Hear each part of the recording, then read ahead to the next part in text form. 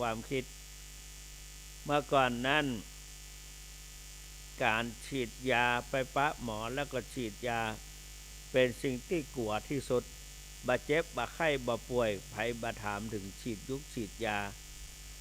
แม้แต่ฉีดยุกฉีดยาก็ถ้าเลี่ยงได้ก็จะเลี่ยงปัจจุบันนี้เรียกร้องกันเพื่อไปฉีดยาต้องไปฉีดวัคซีนแก้โรคแก้หัวโรคโควิดเพื่อต้านทานโรคโควิดคนหนึ่งก็2 เข็ม3 เข็มบางท่านก็ต้องไปซื้อ2 ปันปลาย2 ปัน3 ปันเพื่อจะฉีดวัคซีนที่มันแห้งๆที่มันดีมีความเชื่อว่าดีแต่ยังได้ก็ตามคนชราคนวัยกลางคนและปัจจุบันนี้เยาวชนนักเรียนก็เริ่มจะได้ฉีดวัคซีนกันละเพราะฉะนั้นการฉีดวัคซีนก็เพื่อต้านทานภูมิคุ้มกันสร้างภูมิคุ้มกันไม่ให้โรคเกิดขึ้นในร่างกายได้มีไปพร้อมกลางวันตะวาท่านพระครูปลัดสุวัฒนมงคลสิทธิคุณเลขานุการเจ้าคณะอำเภอจอมทองผู้ช่วยเจ้าอาวาสวัดพระธาตุเจ้าสลีจอมทองโทรไปหาตุลงได้ฉีดยาแก้วัดยาไข้หวัดใหญ่และยังตุลงจะฉีดวันใดอันใดก็ดีฉีดวัคซีนต่อต้านโรคโควิดเข็มที่2เมื่อย่ำได้ฉีดเตื้อแล้วมันก็จะต้องห่างกันที่ความจริงเข็มที่2นั้นเมื่อวันที่10 สิงหาเดือนนี้กันยาพอเสี่ยงไปละยักกันยาเข้ามาวันที่2เพราะนั้นมันก็เลยมาหลายวันแล้วก็ตัวอื่นก็จะเข้ามา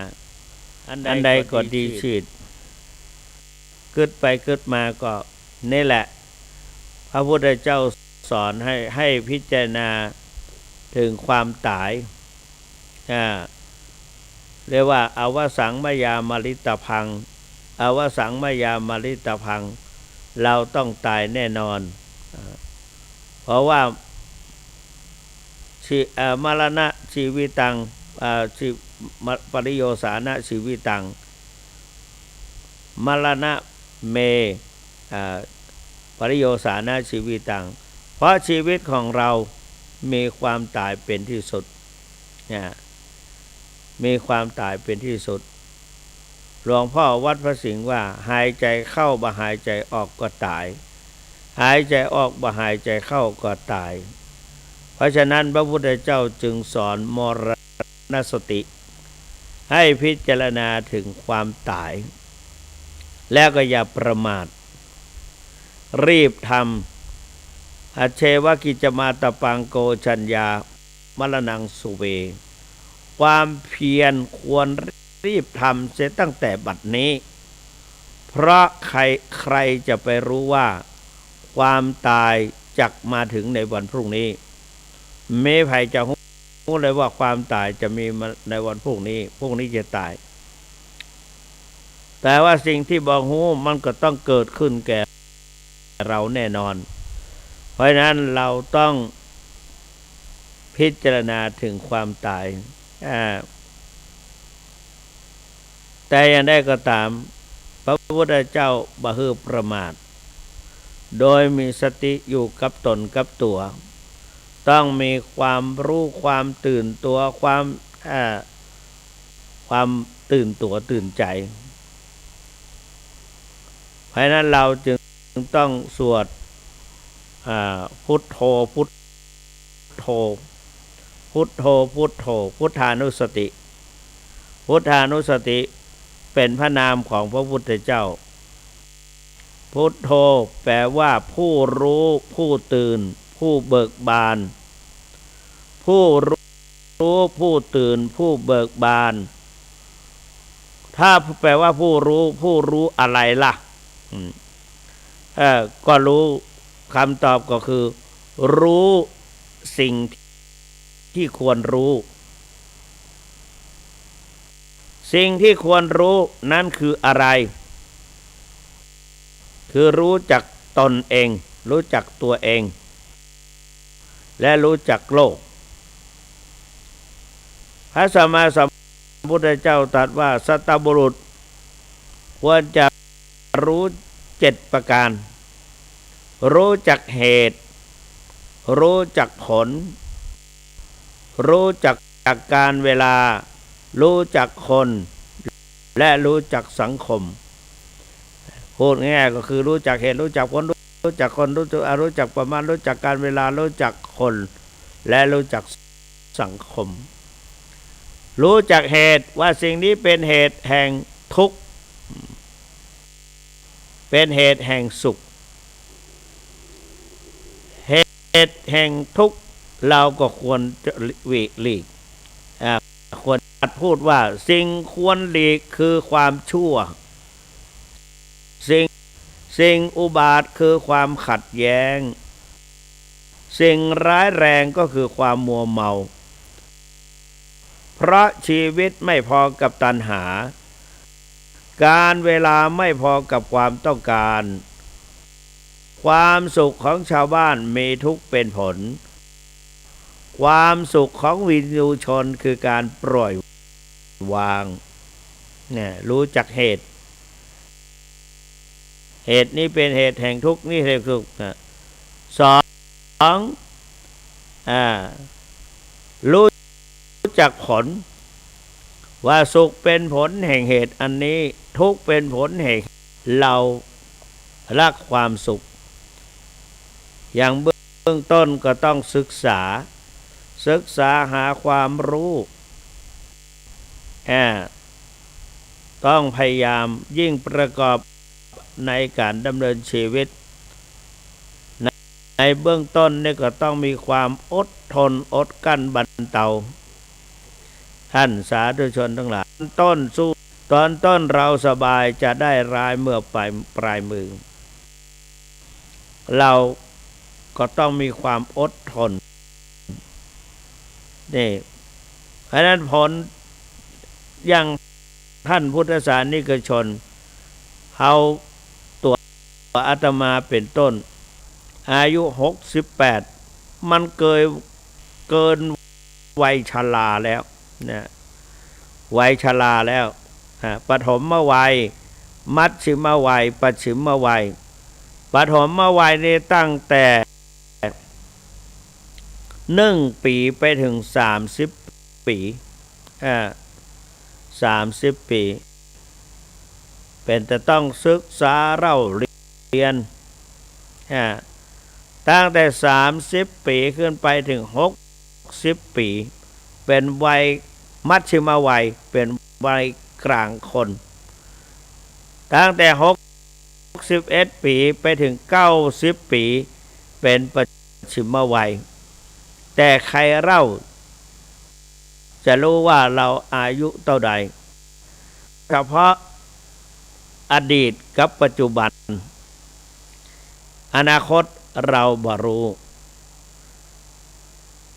นักปราชญ์มักจะสอนคนรุ่นหลังว่าบางทีมีคนไปข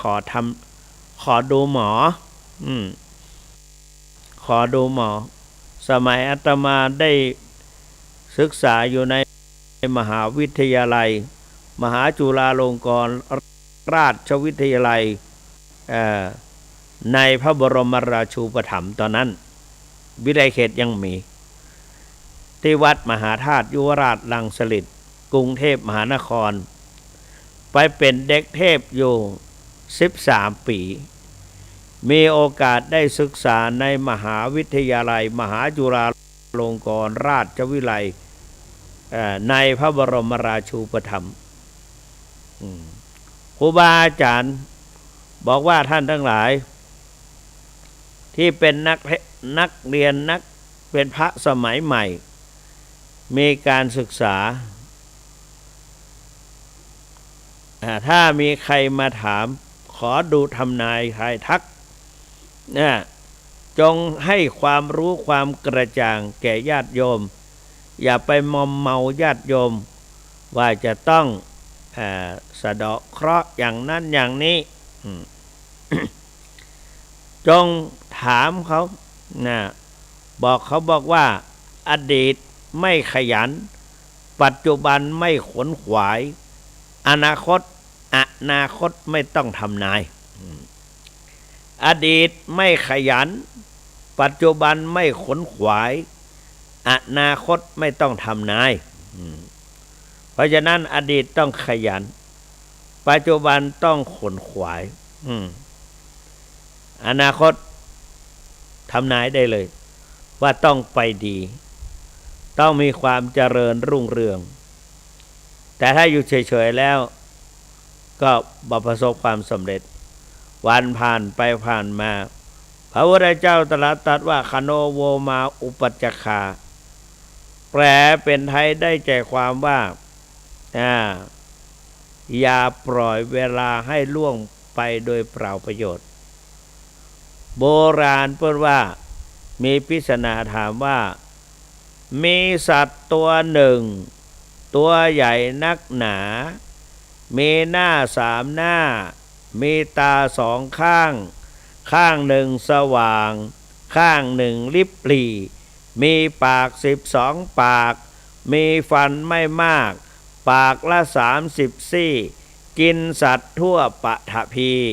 สัตว์ตัวนี้คืออะไรใครคิดได้ช่วยตอบมาก็คือการเวลาล่วงไ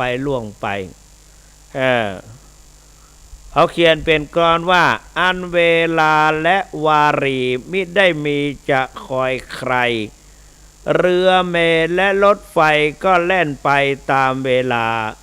ถ้าโอ้เอและอืดอาดมักจะพลาดสิ่งปรารถนาพลาดแล้วจะโศกาอนิจจาเล่าช้าไปเล่านิทานให้ฟังเรื่องหนึ่ง วัดของอาตมาภาพปุณวัดเดิมนะวัดเดิมบ้านกอเสลียมสูงตำบลบัวก้างอำเภอสันกำแพงจังหวัดเชียงใหม่เปิ้นมีที่ตั้งหลังวัดใต้วัดใต้ตะวันออกเจียงใต้ของวัดมุมของวัดเปิ้นมีสระน้ำ สระน้ำพอดีแต่ว่าสระน้ำนั้นใจก้อนอิฐก่อทั้ง4 ด้านทั้ง4 ด้านเราก็สงสัยว่าสระน้ำนี้ทำไมจะต้องก่อและก็มีชื่อว่าหนองปุตตะสระน้ำในบางคนวัดหนองน้ำหนองปุตตะเอาอันนี้ไปล้างที่หนองปุตตะล้อเนี่ยเอาไปตักเอาน้ำที่หนองปุตตะมาโลกให้ยังก่อนหนองปุตตะ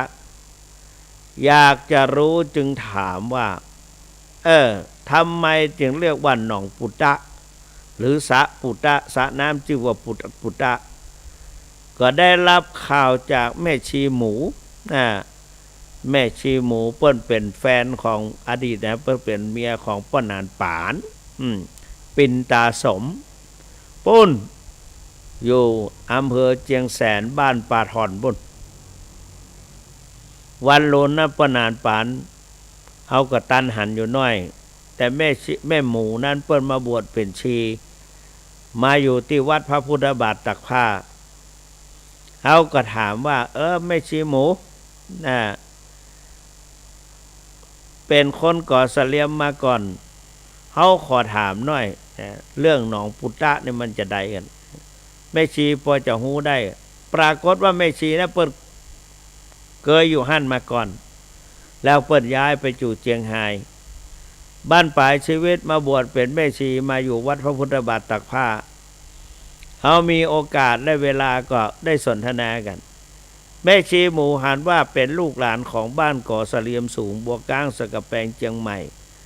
ก็เลยเล่าให้ฟังว่า มีชาย2 คนเป็นเพื่อนสนิทกันเป็นบ่าวเป็นเตียวเป็นหนุ่มชายหนุ่ม2 คนก็ไปที่ไหนก็ไปด้วยกัน ถ้าเห็นนายตะก็เห็นนายตื้อถ้าเห็นนายตื้อก็เห็นนายตะ2 คนจะไปด้วยกันตลอดเป็นเงาตามตัววันหนึ่งได้ทราบข่าวว่าพระธุดงค์มาปักกรดอยู่ที่กลางทุ่งปุตตะกับปุตตื้อนายตะกับนายตื้อก็อยากจะได้บุญเอากระบอกไม้ไผ่ใส่น้ำสะอาดไปถวายต้านพร้อมด้วยคงจะมีหมากเบี้ยงอย่างตัวสมัยแต่ก่อนมันดีกบุรียาสุนนี่ตัวเอาไปถวายท่านเพราะแมงเหลือบแมงลิ้นมันนักเอาไปอุดยุงรุดอย่างพอดีพระธุดงค์นั้นเปิ้นดูหมอเก่งดูลักษณะ2 คนได้นั่งด้วยกันไหว้ปนมือแปะเปิ้นกับวันนี้ชื่อหยังชื่อตะนี่ชื่อหยังชื่อตื้อเปิ้นบอกว่าโอ้การดำเนินชีวิตต่างกันนายตะนี้จะได้ถือกะลาขอเอาวิกฤตเป็นโอกาสเอาความผิดพลาดมาเป็นอุปกรณ์เปิ้นทำนายตัวเก่าว่าจะได้ถือกะลามะพร้าวขอกินเมื่อมีมือ2 มือแข็งแรงมีกำลังวังชาเป็นหนุ่มมีกำลังล่ำสันจะไปยอมขอกินใครเป็นอันขาดไม่ขอไปใครเป็นอันขาดก็เลยไปฝึกหัดการฝีมือทำกับบวยทำทัพพีทำพานหมากขันหมากทำมาอย่างต่างๆซึ่งหัตถกรรมทำด้วยกะลามะพร้าวเอากะลามะพร้าวนั้นมาคัดมาอย่างแปลงเป็นขันหมากเป็นพานหมากเอาแปลงเครื่องประดับสำหรับกะลามะพร้าวเนี่ยตัดพ่องเจียพ่องเอามาเป็นเครื่องใจต่างๆเอามาทำกระบวยเครื่องใช้ในครัวกระบวยตักน้ำกินทัพพีช้อนไม้เกาหลังเนี่ยเอากะลามะพร้าวเท่านั้นแหละใส่ด้ามใส่อย่างไม้เกาหลังตลอดถึงเครื่องนวดเท้านายตะเนี่ยนายตื้อเนี่ยนายตะเนี่ยทำขายได้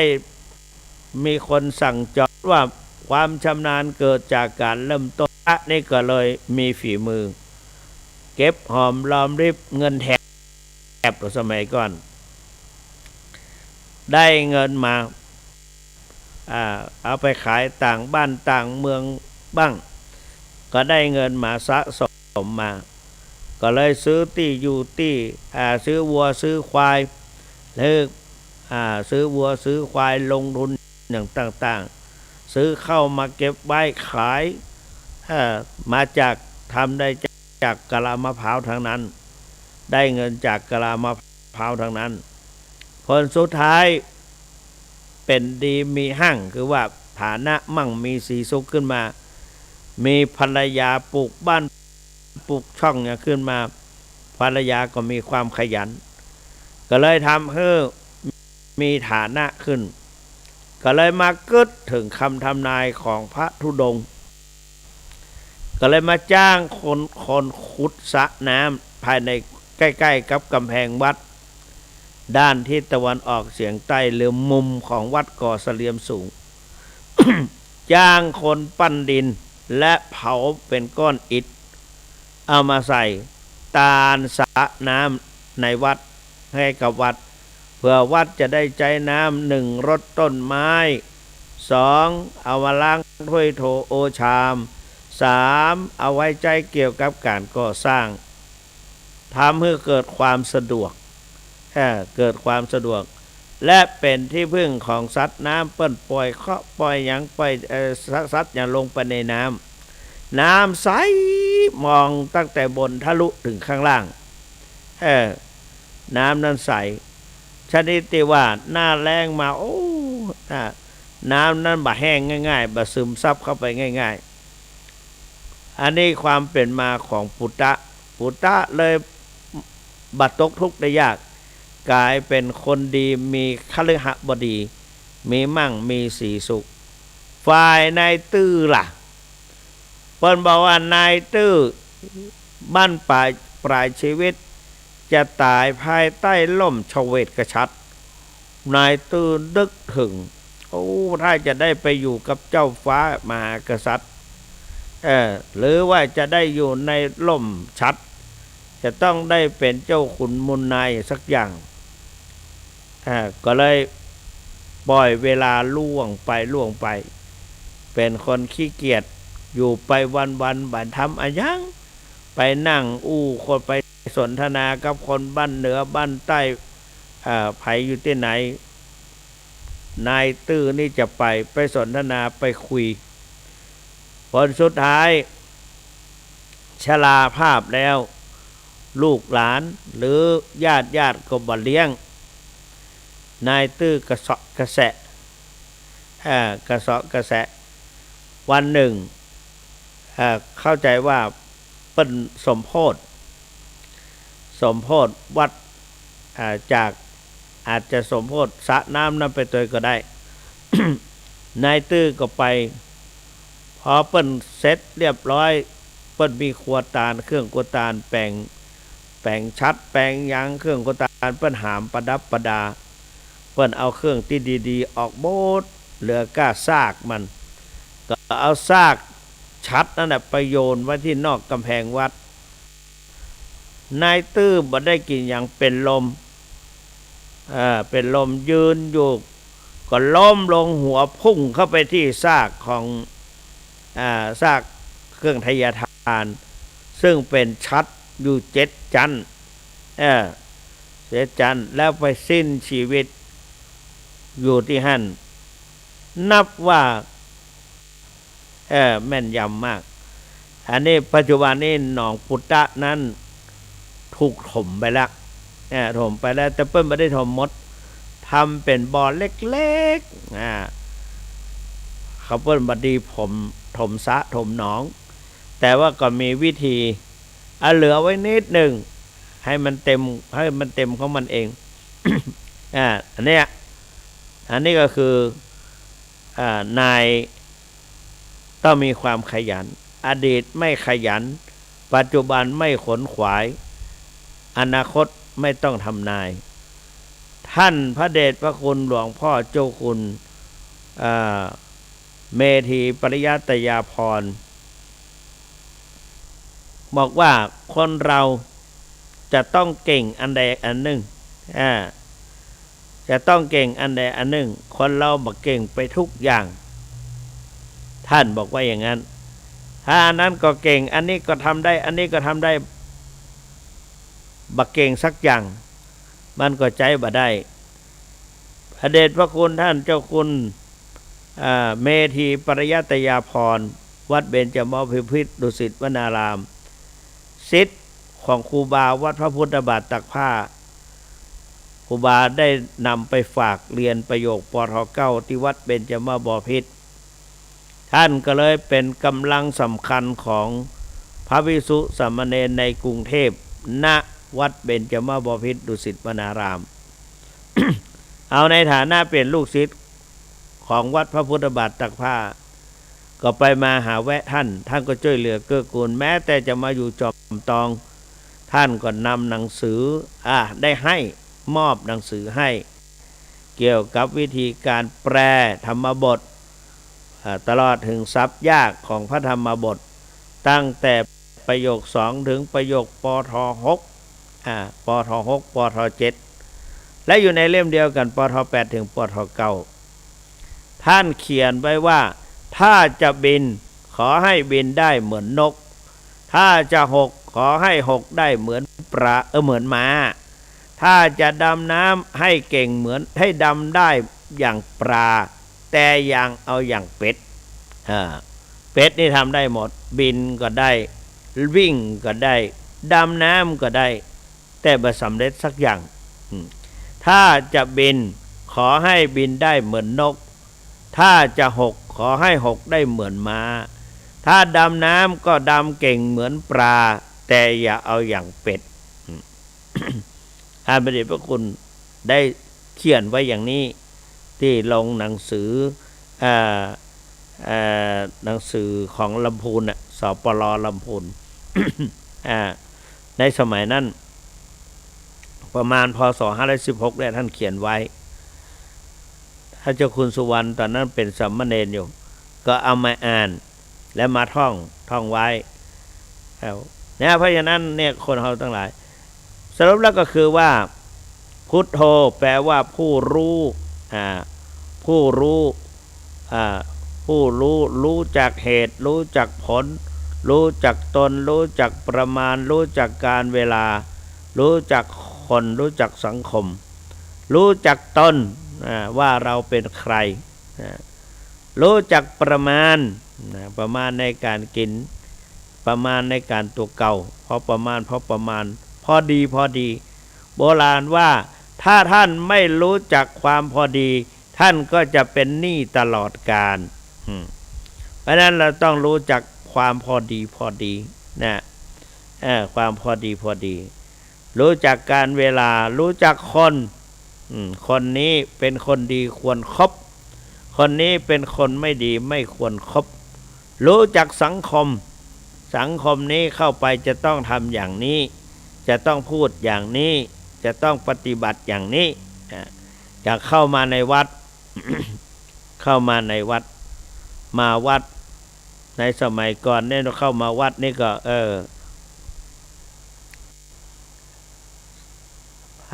ใครเป็นคนที่แนะนำเข้ามาวัดสถาหูก็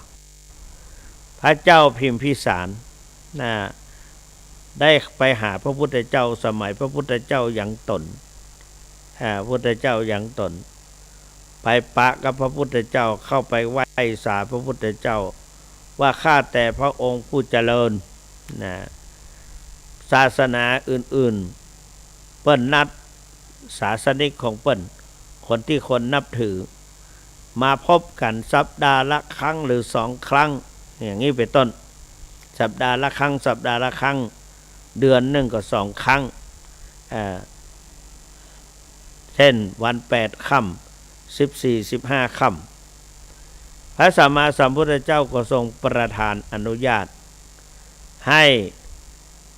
พุทธบริษัท4ภิกษุภิกษุณีอุบาสกอุบาสิกาได้เข้ามาพบปะสังสรรค์กันได้มาสนทนากันอย่างศรัทธาญาติโยมก็ได้เข้าไปไหว้พระสมาทานศีลถวายทานและเจริญสมาธิภาวนาเจริญสมาธิภาวนาพระก็นำเอาธรรมะมาเทศเบื้องต้นนั้นพระสัมมาสัมพุทธเจ้าเทศให้ฟังต่อมากับพระภิกษุก็แสดงธรรมแต่ละรูปแต่ละตนแสดงธรรมให้ญาติโยมฟังบางครั้งพระก็มาสนทนาธรรมกันถามตอบเรียกว่าธรรมสากัจฉาเพราะนั้นในคำนี้วัดนี่ก็เลยกลายเป็นว่ามาถือศีลในวันนั้นก็เป็นเรียกว่าวันศีลเรียกว่าวันศีลได้มาฟังเทศฟังธรรมก็เรียกว่าวันนั้นวันธรรมสวนะ วันนั้นมาพบกับพระมาพบปะกับพระพุทธเจ้าพระธรรมพระสงฆ์ก็เรียกว่าวันพระเนี่ยแต่เครื่องหมายก็คือพระพุทธเจ้าพระพุทธเจ้าแปลว่าผู้รู้ผู้ตื่นผู้เบิกบาน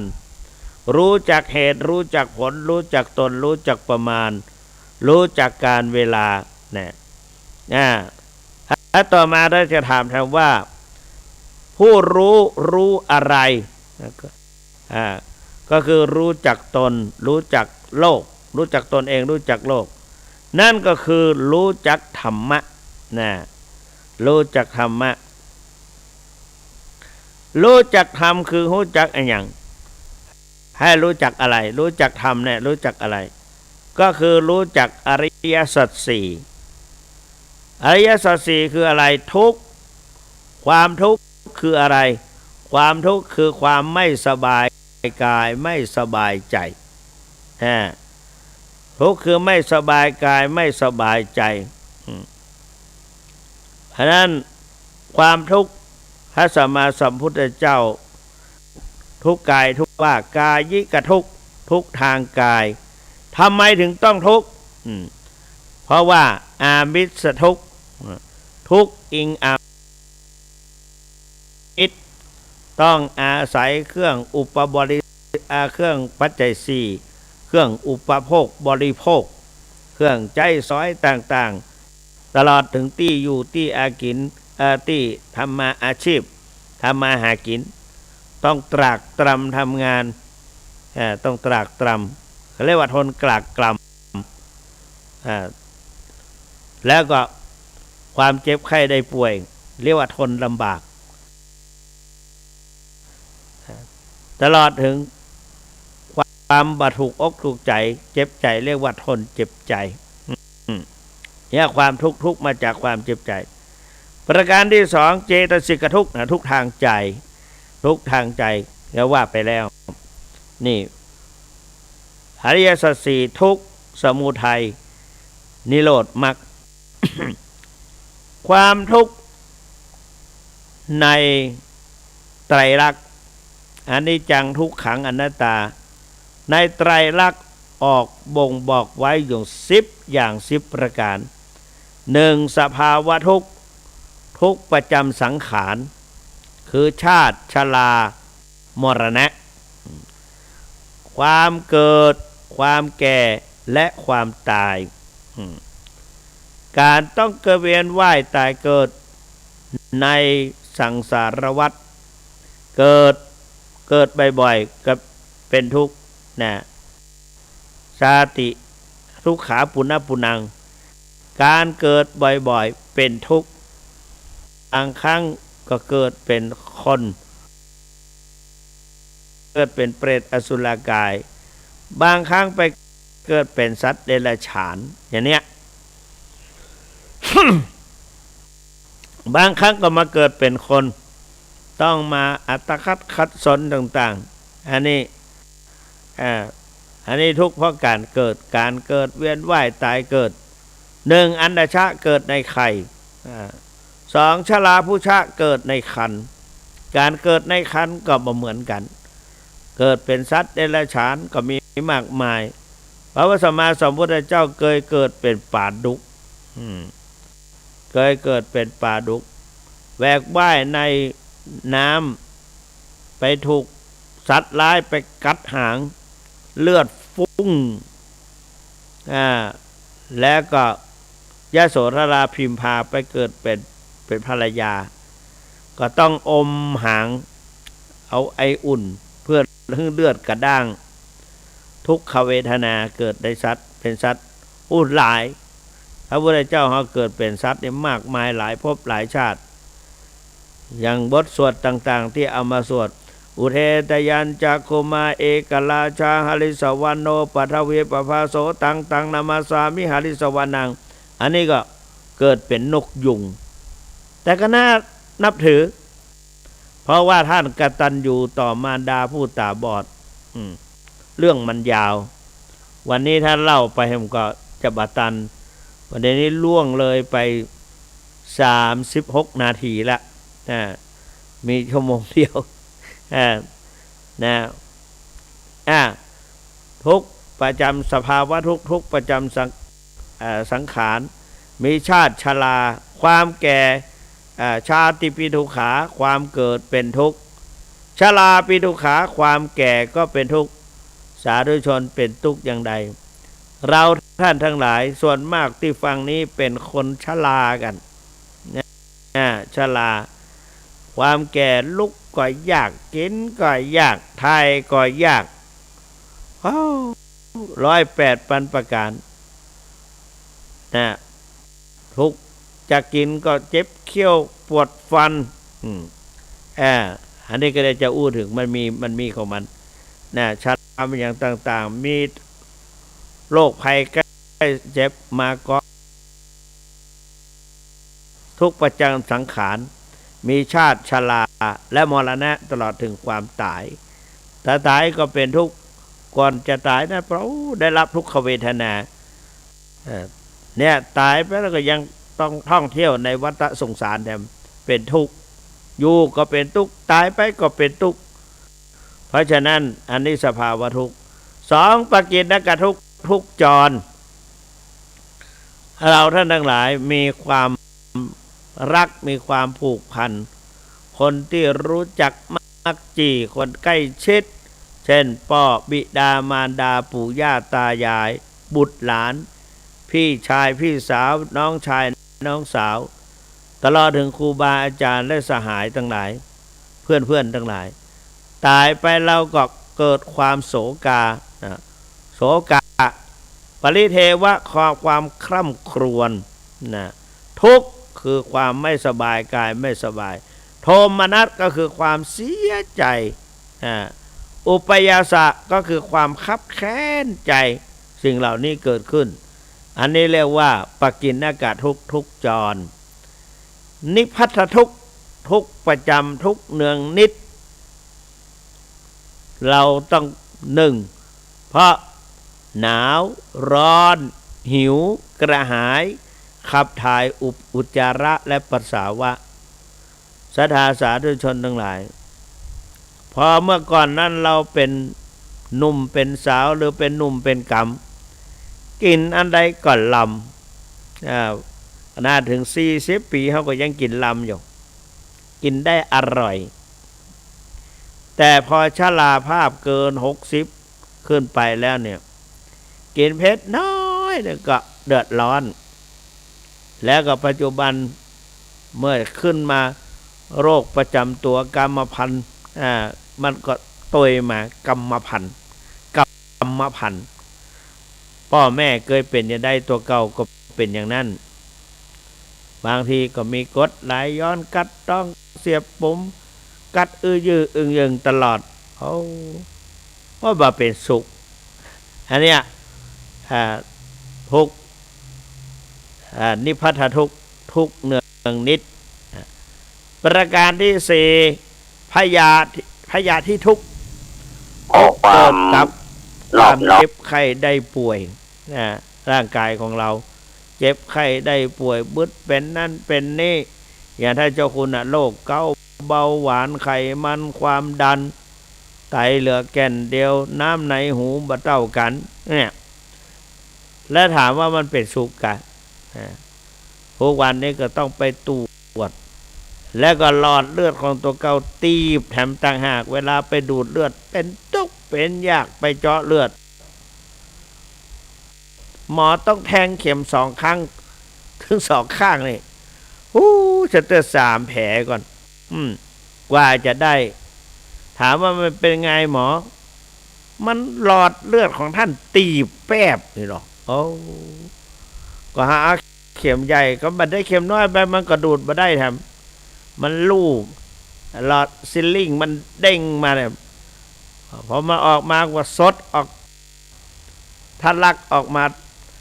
อาบแขนตัวเก่าเราเห็นเลือดก็สาธุชนทั้งหลายเป็นที่กลัวใจสั่นทั้งที่รู้อยู่นะแต่มันกลัวเลือดกลัวเลือดตัวเก่าอันเนี้ยพยาธิทุกข์เราไม่รู้จะไปถึงไหนท่านหลวงพ่อมหากมลโชติมันโตหรือท่านพระครูศรีธรรมคุณหรือท่านเจ้าคุณศรีธรรมนิเทศได้บอกไว้มาเทศเมื่อพศ516ที่วัดพระพุทธบาทตักผ้าบอกว่าย่าเสี่ยงก็มาอิ่มเพราะว่าตระกูลป่ออายุตะอันเนี่ยย่าเสี่ยงทำแต่ไหนก็ตึกหั่นย่าเสี่ยงก็มาอิ่มบุญมดก็ตายก็เป็นธรรมดาเนี่ยท่านก็ว่าอย่างนั้นและในขณะนี้ที่เราจะมีชีวิตอยู่พระพุทธเจ้าบ่ฮือประมาทหลวงพ่อทองหลวงปู่คนจะไปประมาทเจ้าคุณจะไปคิดว่าตนเองอย่างนั้นอย่างนี้พยายามอยู่ที่ไหนกำหนดลมหายใจเข้าออกนักปฏิบัติทั้งหลายจะต้องยึดคุณธรรมหรือกิจ5 อย่าง1 ผูกจิตผูกใจไว้ในสติปัฏฐานสี่คือกายเวทนาจิตธรรมสองสำรวมอินทรีย์หกวิริยะความเพียรพยายามชนิดกินน้อยนอนน้อยพูดน้อยปฏิบัติมากสี่จิตจับในอารมณ์ใดหรือจิตผูกในอารมณ์ใดกำหนดให้มั่นในอารมณ์นั้นห้าจิตหลุดโดยอาการใดกำหนดให้รู้โดยอาการนั้นครับเพราะนั้นต้องมีจิตใจตั้งมั่นขยันหมั่นเดินเพลิดเพลินกับการกำหนดลดละการสนทนาแผ่เมตตาต่อตนเองและสัตว์โลกเดินกำหนดเท้านั่งกำหนดท้องจ้องดูอาการเคลื่อนไหวใจกำหนดสภาวะธรรมนี่ต้องอย่างนี้กำหนดอย่างไรกำหนดสี่ได้ห้าหนึ่งกำหนดปัจจุบันสองกำหนดอย่างต่อเนื่องสามกำหนดให้ได้องค์คุณสามสี่ปรับอินทรีย์พละให้เสมอกันทำเช่นนี้จะได้ห้าประการหนึ่งได้ไตรสิกขาสองได้อริยมรรคมีองค์8สามได้ไตรลักษณ์สี่ได้ญาณ16ห้าได้โพธิปักขิยธรรม37ประการเมื่อทำอย่างนี้แล้วหลวงปู่ทองบอกว่าเป็นเขื่อนเป็นกำแพงปิดกั้นประตูอบายภูมิไม่ต้องไปเกิดในนรกสัตว์เดรัจฉานเป็นเปรตเป็นอสุรกายไม่ต้องไปแล้วนะจะต้องมาเกิดเป็นมนุษย์ขึ้นไปนี่สองเป็นเหตุเป็นปัจจัยเป็นอุปนิสัยให้ได้บรรลุมรรคผลนิพพานสามปฏิบัตินานๆติดกันได้ถึง7 ปีรับรองจะต้องสำเร็จเป็นพระอนาคามีแน่นอนบุญกุศลถ้าได้พบกับพระอริยเจ้าผู้ออกจากนิโรธสมาบัติอาจได้บรรลุมรรคผลนิพพานในปัจจุบันชาตินี้แหละหลวงปู่ทองสอนอย่างนั้นเพราะฉะนั้นจะไปประมาทหายใจเข้าหายใจออกจะไปหายใจบดายเข้าหายใจเข้าหายใจออกพิจารณานี่แหละพิจารณาว่างๆก็หาโอกาสนั่งพิจารณาท่านปัจจุบันนี้ถ้าจะว่าแบบประชดกันก็บอกว่าโอ้ประชาชนถึงวันนี้มีสติจับในอารมณ์ใดอารมณ์หนึ่งอยู่ในหน้าจอของโทรศัพท์โอ้ไปนั่งด้วยกันนี่ขึ้นรถไปนั่งด้วยกันหลายๆคนหรือว่าไปประชุมด้วยกันนี่ทักกันแป๊บเดียวต่างคนต่างเอาอย่างก็มือถือเอามาต่างคนต่างจิ้มบางทีนั่งด้วยกันเป็นหมู่มาได้สนทนาอย่างกันต่างคนต่างแม้แต่เด็กๆก็เหมือนกันลูกกับพ่อกับแม่นั่งอยู่ด้วยกันต่างคนต่างดูจอโทรศัพท์บางคนก็เล่นเกมบางคนก็เล่นอย่างต่างๆก็แล้วแต่เพราะนั้นนี่แหละแต่ก็ไม่สิ่งจำเป็นตะวานี่อาตมาภาพได้รับอาราธนาเทศที่วัดพระธาตุดอยสุเทพ19:15 เทศอาตมาว่าจะไปเทศอันยังพอเปิ้นอบรมสมโพธิองค์พระธาตุติดทองเหลืองอลามสุกเรืองต้องอาตมาก็เลยว่ามันนึกถึงสมัยที่อยู่กรุงเทพเคยเป็นโฆษกว่าการที่เราได้มาไหว้มาสาพระสร้างพระธาตุสร้างพระพุทธรูปเป็นตาลได้มางานอบรมสมโพธิ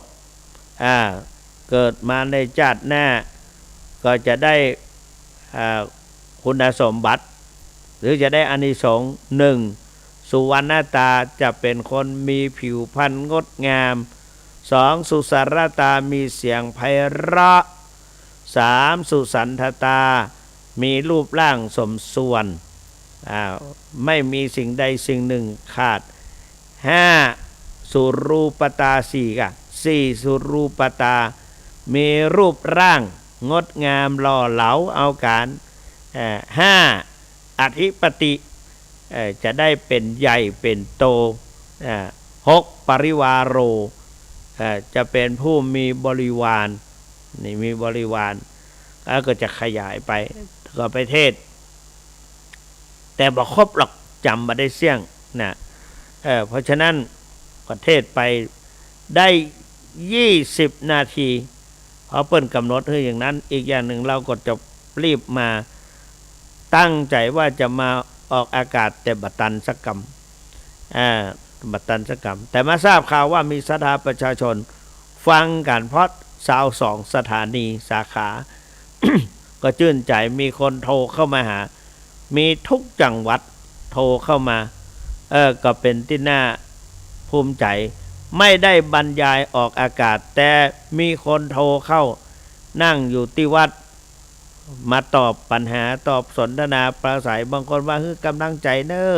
แต่ความจริงบรรยายนั่นเป็นบรรยายเมื่อวันพุธก่อนนั่นเพิ่นเอามาออก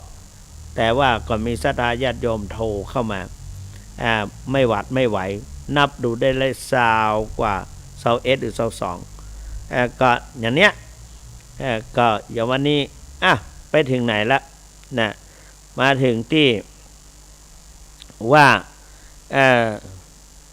วิปากะไม่ใช่ปกินนกทุกนิพพททุกพยาธิทุกพยาธิทุกความเจ็บไข้ได้ป่วยอันที่5สันตาปทุกทุกเร่าร้อนเกิดจากอำนาจราคะคนเราทั้งหลายมันเป็นธรรมดาสัตว์โลกทั้งหลายมีกินนอนขยายพันธุ์เนี่ยเพราะนั้นเราพอเดือสัตว์น้อยแมงเม่าออกมาก็แสวงหากู้ แต่มนุษย์นี่ดีมีศีลธรรมคุ้มกันนะมีศีลธรรมคุ้มกันประเดี๋ยวจากว่าหลวงปู่ทองบอกว่าถ้าเราตั้งใจ1กำหนดปัจจุบันธรรมนะกำหนดปัจจุบันธรรมเช่นปัจจุบันธรรมนั้นน่ะ1คณิกะสมาธิจะเกิดขึ้นเมื่อคณิกะสมาธิเกิดขึ้นได้อินทรีย์พละจะรวมตัวกันได้ดีอินทรีย์พละก็อินทรีย์5คือ1ศรัทธา2วิริยะ3สติ4 1ศรัทธา2สติ3วิริยะ4สมาธิ5ปัญญาสิ่งนี้วิริเขาเรียกว่าอินทรีย์พละอินทรีย์พละจะมีพลานุมีกำลังกล้าเพราะอำนาจอินทรีย์พละมีกำลังกล้าเนี่ยเป็นสมาธิอำนาจสมาธิเนี่ยกิเลสในมรรคญาณคือราคะโทสะโมหะราคะก็คือความกำหนัดในเพศตรงกันข้ามโทสะไม่ได้สมหมายก็อาจจะโกรธโมหะก็คือความลุ่มหลงเข้าข้างตัวเองจะเหือดแห้งหายไปได้โดยอัตโนมัตินี่แหละคือการกำหนดในปัจจุบันกำหนดอย่างต่อเนื่องพระเดชพระคุณหลวงปู่ว่าจะปิดกั้นรูรั่วไม่ให้กิเลสไหลกลับคืนเข้าสู่จิตใจได้อีก2รูปนามปรากฏชัดคือได้เห็นความเกิดดับของรูปนามคือได้สามารถแยกรูปแยกนามออกจากกันได้หลวงปู่ทองไว้นั้น3ได้เห็นไตรลักษณ์คือความเกิดดับของรูปนามนะเกิดขึ้นตั้งอยู่ดับไปเกิดขึ้นตั้งอยู่ดับไปวันเดียวนี้ได้อยู่50เหลือเวลาแถมน้อยเดียว10 กว่านาที10 นาทีอาตมาว่าบะเสี่ยงอวิปากทุกข์คือผลแห่งกรรมผลแห่งวิบากผลแห่งการกระทำมาเนี่ยทำดีผลก็ดีทำบดีก็ผลก็บดีเอาวันนี้เอาไว้ต่อวันพุธดีกว่าวันพุธนี้จะอู้ถึงเรื่องทุก10อย่างวันนี้ความจริงอาตมาเตรียมไว้หลายแต่ว่าได้อู้ได้น้อยเดียวมันไปอย่างอื่นดังนั้นในวันนี้0817830215จะเปิดโอกาสเพราะว่าท่านเจ้าของสถานีอาจารย์วิสุวัตรพระครูสมุวิสุวัตรวัดฝ่ายหินเปิ้นว่าอาจารย์จะไปอู้อย่างเดียว ให้หู้โดยว่าศรัทธาฟังนักก็มีคนฟังนักก็ก็เลยอ่านเข้ามาแล้ว0817830215เจริญพรครับวันนี้ฟังเป็นไงบ้างสมุทรสงครามใช่เหรอโอ้โหอยู่ที่ปากโมกเชียงดาวนึกว่าสมุทรสงครามโน่นบ้านเกิดอยู่โน่นโอ้ขอบคุณมากนะครับครับนั่นผมก็ว่าผมเก่ง ขอบคุณมากครับครับขอขอบคุณมากนะครับเสียงที่สองเข้ามาแล้วครับสายที่สองมาเจริญพรเจ้าอันนี้โทรจากไหนบัญเจเทพแหละโสดกาวันเนี้ยพอถ้าเปิดดีกว่ามีคนโทรเข้าซาวป่ายก่อนไปบปอนแล้วมาโทรแถมกลางวันแถมก็มีอันมาก็ตอบแล้วก็ฮือกถาสัพเพอัตตภาวะปริยาปัญนาเนี่ยโอ้จดแล้วจดแถมบางคนก็จดถามว่าไปดูไปเนี่ยได้อย่างฟังดูวัดได้อย่างดูอย่างโอ้อาตมาก็ใจดีบอกคือเสียงหมดแหละนะเป็นธรรมทานขอบคุณจันนักเนอยายแดงเนอสายที่3เข้ามาแล้วกดปิดกรรมถวายน้ำดื่มน้ำดื่มเอาโจกดเข้ามาใหม่น้ำดื่ม0817830215มันจะไม่ได้บดังไปเหี่ยเดี๋ยวกดเข้ามาใหม่0817830215ตะกี้สมมุติสงครามโทรเข้ามานี่กะดังดีเลยเจริญพรแม่นอาตมาก็ว่าม่วน เมาตะเกามันแม่นะขอบคุณจันนักษาทุกขอเสียงธรรมนี่มันไปเนี่ยก็นั่นน่ะเป็นบุญได้อานิสงส์ธรรมเทศนาไม้นะแล้วโยมฟังโยมธรรมสวนาไม้ฟังก็ได้เทศก็ได้บุญเหมือนกันเด้อคุณแม่ขอบคุณนะแม่โทรมาจากไหนน้องแฟกโอ้มาได้ฟังลิเกคณะสมชายนาฏศิลป์หายไปหมดเลยวันชัยหัวเนี่ยมีแล้วแค่นี้กันนะแม่เนาะปิดเลยสายน้ำดื่มจะเข้ามาเนี่ยคุณลุงเติ้งชุดเจริญพรอย่างคุณลุงเติ้งนี่เข้ายากมาแล้วเจริญพรอันนี้เขาจะบันทีเนาะขอโควิดหายกันเนาะแล้วเขาจะมาเทศถึงนะจะมาเทศจะบอกตุหลวงว่าขอนิมนต์เจ้าคุณแหวงมาเทศสักคำไงเนาะ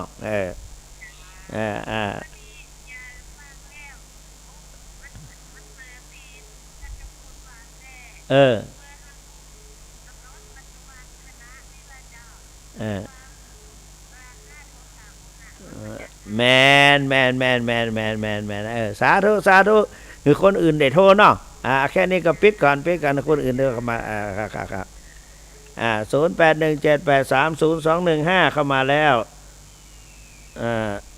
เจริญพรเจ้านี่โทรจากไหน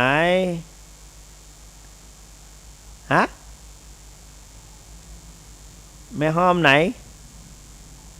แจ้โฮมกะลำปางกันเนาะนั่นน่ะโอ้ดีใจเนอะโอ้วันนี้วันพุธก็ไม่ทำวันนึงเด้อนะการถามเนี่ยว่าถามหลังไม้ก็โทรหาหลังไม้เนอะเพราะเดี๋ยวได้เปิดโอกาสให้คนอื่นได้ถามนะเนาะถ้าเขาบอกได้ทั้งนั้นกลางวันก็โทรได้ยังได้ก็ได้โทรได้นะเนอะสักคำเดียวเนี่ยสัก11 โมงป่ายนี่ก็โทรมาก็ได้เนอะเจริญพร0817830215 โทรเข้ามาเลย0817830215ใกล้จะหมดเวลาแล้วเหลือทำ3 นาที0817830215ใครจะโทรเข้ามาก็ลุงเติ้งลุงเติ้งโทรเข้ามาแหละนะ เนี่ย0817830215คงมาโทรจากตังไก่ก็แต่ว่าเปิ้นมาอยู่ที่อโศกที่อย่างก็เจงดาวนะหลายๆคนที่เรียกเหลืออีก2 นาที2 นาทีมีความหมายนะ0817830215สงสัยรับหมดแล้วบางคนก็เปิ้นกำลังนอนสบายๆลุกไวก็บ่ได้เหียอายุนักเนาะวันนี้ก็เล่านิทานอย่างเพิ่งฟังเป็นดิม่วนนะเอาละวันพุธแถมวันหนึ่งวันพุธนึงอีกวันหนึ่งนะวันพรุ่งนี้ก็เวลา4 ทุ่มนะ4 ทุ่มตรงนะถ้าเจ้าคุณก็จะเข้ามาพบปะกับศรัทธาสาธุชนทั้งหลายวันพรุ่งนี้ก็ยังมีวันพรุ่งนี้เตรียมไว้เรียบร้อยละนะวันนี้ก็เตรียมไว้นึกว่าจะหมดวันพรุ่งนี้จะได้โอ้อาจารย์สมจิตอาจารย์หญิง ฟังแล้วชัดเจนนี่เนาะอาจารย์หญิงฟังแล้วเป็นไงบ้างเจริญพรฝากถึงอันอย่างก็มิสเตอร์อย่างลืมไปละเอียนว่าอย่างก็เปิ้นห้องอาตมาว่าอะไรแฮปปี้มังบอกว่าแฮปปี้มังออกอากาศด้วยเนอะขอบคุณมากสายเข้ามาใหม่แหมละนะอาจารย์สมจิตอาจารย์หญิงกดปิดก่อนนะ0817830215